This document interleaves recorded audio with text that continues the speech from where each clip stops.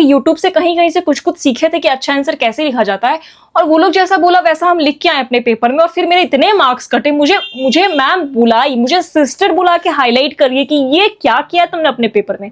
हर teacher आके मुझे बुला, कुछ एप्स या कुछ सोर्सेस बता देती हूँ, तो मुझे समझ में आया कि भाई बाकी यूट्यूबर्स जो आके कह देते हैं कि ऐसे ही लिखो तो गोल्ड मेडलिस्ट बन जाओगे, ऐसे अच्छे आंसर्स आते हैं, मत फॉलो करो सबका, तुम सिर्फ मेरा सुनो।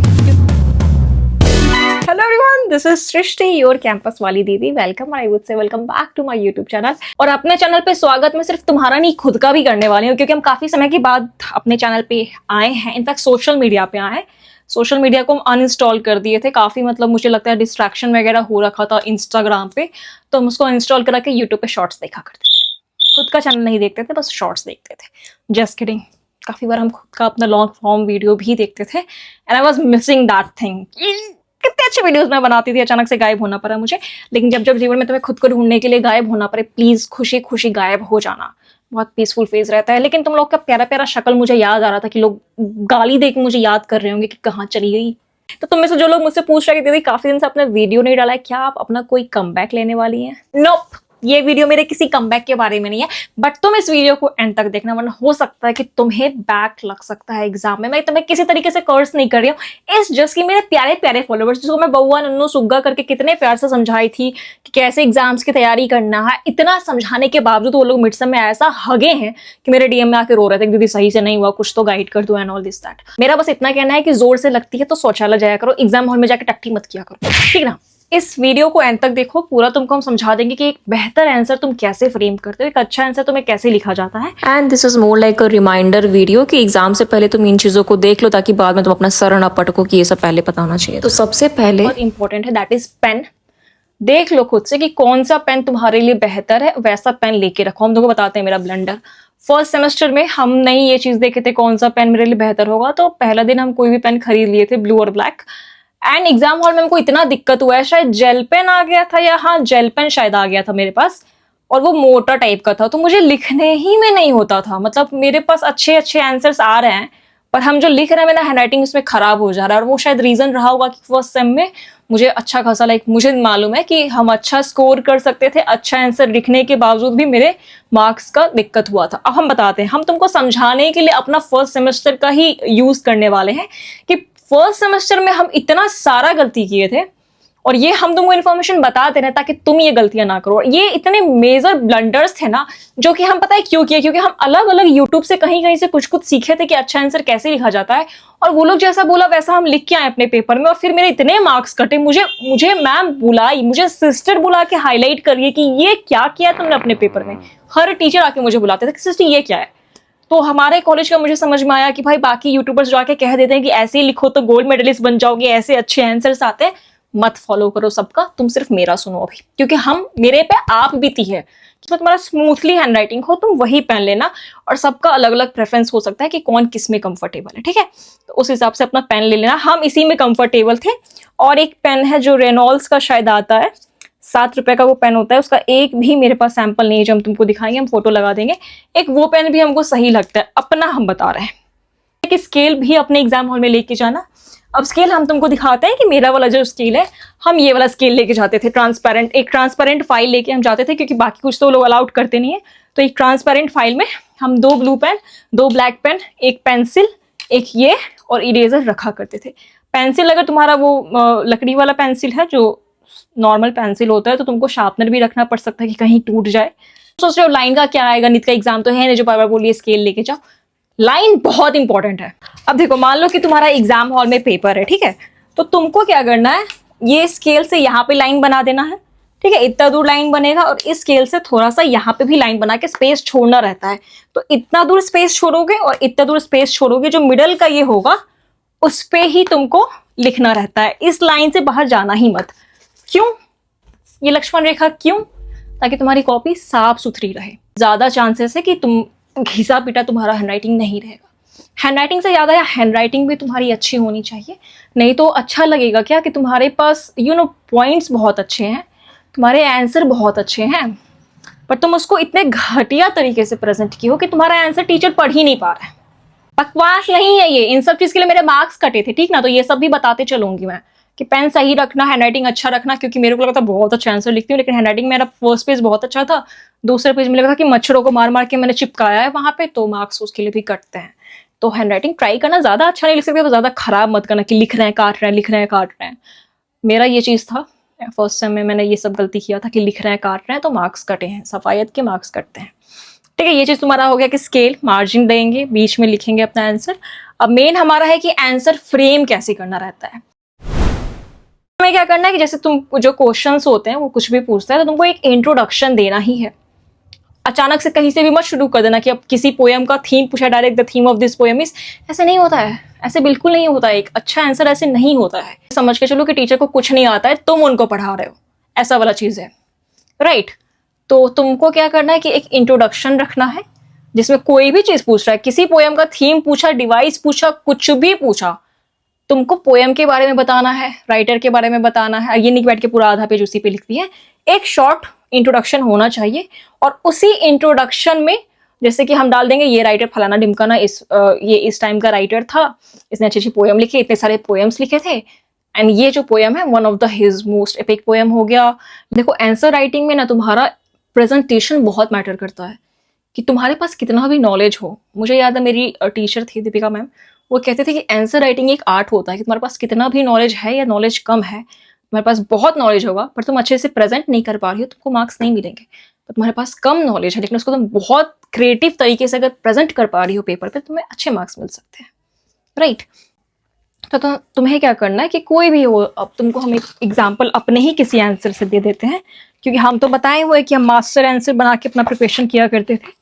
हम तुमको बताते हैं कि मतलब ये तुमको गलती नहीं करना है कि तुम गलत इन्फॉर्मेशन लिखो।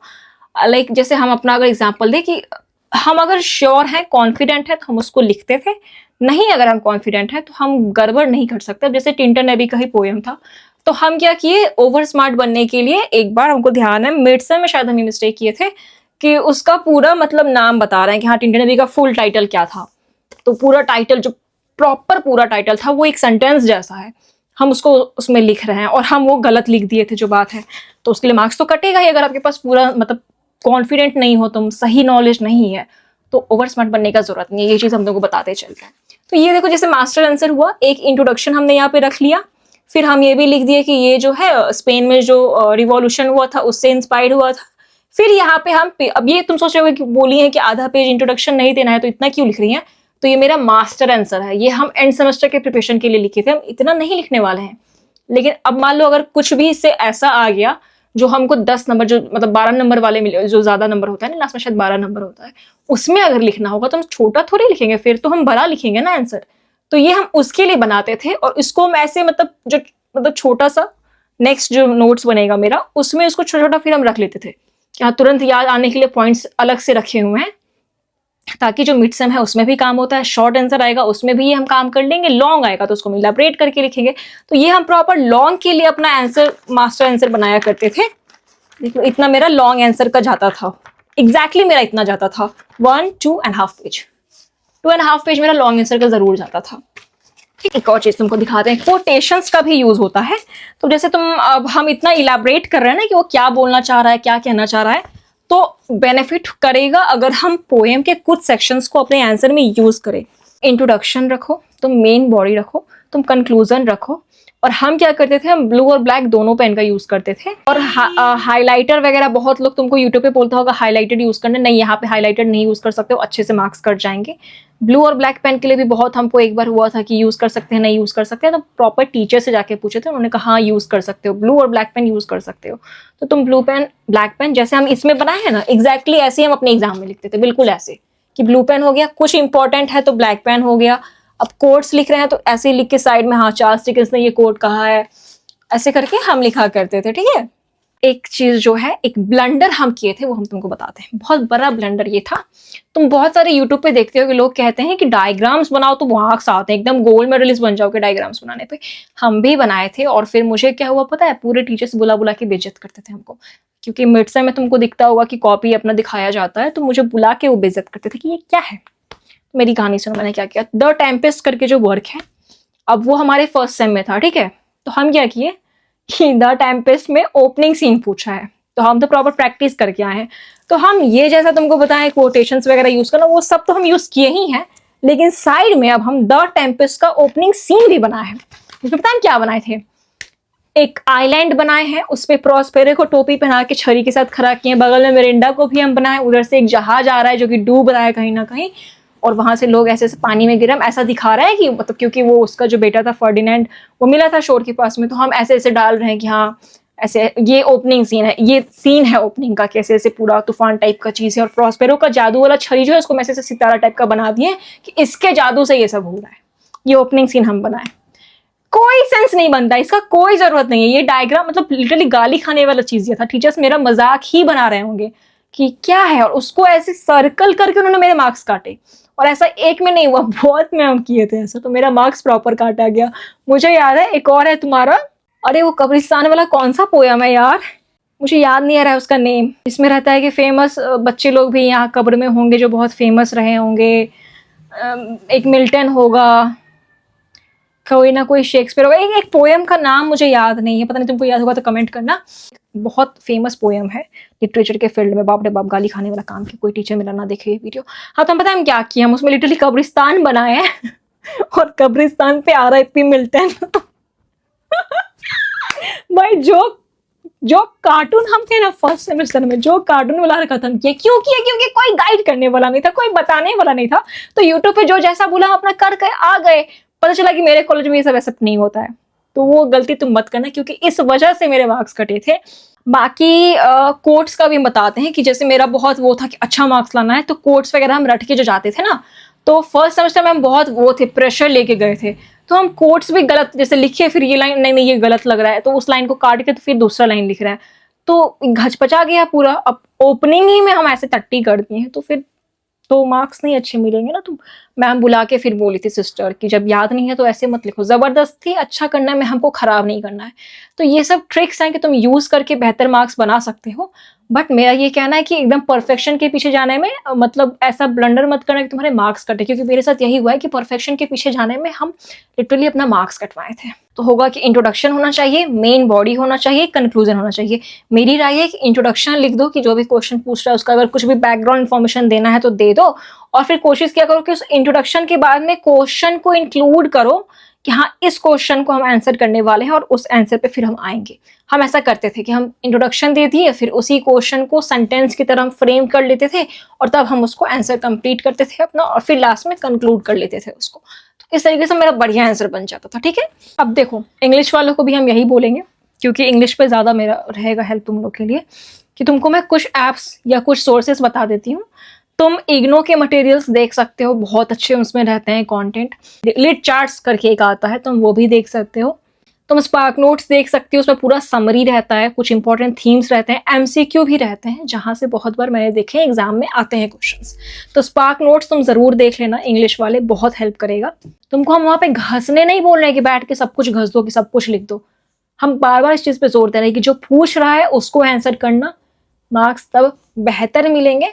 लेकिन अगर नहीं आता है तो कॉपी को बिल्कुल खाली लिख के मत आना कि बिल्कुल कुछ नहीं आता है। कोई चीज पूछ लिया हो तुमसे, तुमको बिल्कुल नहीं आता है, मान लो किसी नॉवेल के बारे में पूछा है, तुमको बिल्कुल नहीं मालूम कि क्या पूछ दिया है, वो कुछ क्रिटिकल क्वेश्चन तुमसे पूछ दिया, तुमको नहीं मालूम, तो अंत में तुमको हार के समरी एटलीस्ट लिखना पड़ेगा, क्योंकि तुमको ब्लैंक कॉपी नहीं छोड़ना है। अब हम यहाँ पे किसी को गलत डायरेक्शन नहीं दे रहे हैं कि तुमसे पूछ रहा है क्रिटिकल एनालिसिस करो, तुम बैठ के समरी लिख के आ गई हो, हम ये नहीं करने को कह रहे हैं। हम बोले क्रिटिकल एनालिसिस पूछा है तो क्रिटिकली ही एनालाइज करो, लेकिन अगर तुम्हें कुछ आता ही नहीं है उस चीज पे, तो एटलीस्ट जो हम सोर्सेस बोल रहे हैं उसको देख लो, उसको रेफर करो, और फिर समरी लिख के आना पड़ेगा। तुमको पास होने के लिए तुमको कुछ तो लिखना पड़ेगा। एंड आई होप कि ये वीडियो तुम्हारे लिए हेल्पफुल रहा होगा। अगर कोई भी पार्ट हम मिस किए तो तुम जरूर कमेंट करना, हम उस चीज को एड्रेस कर लेंगे।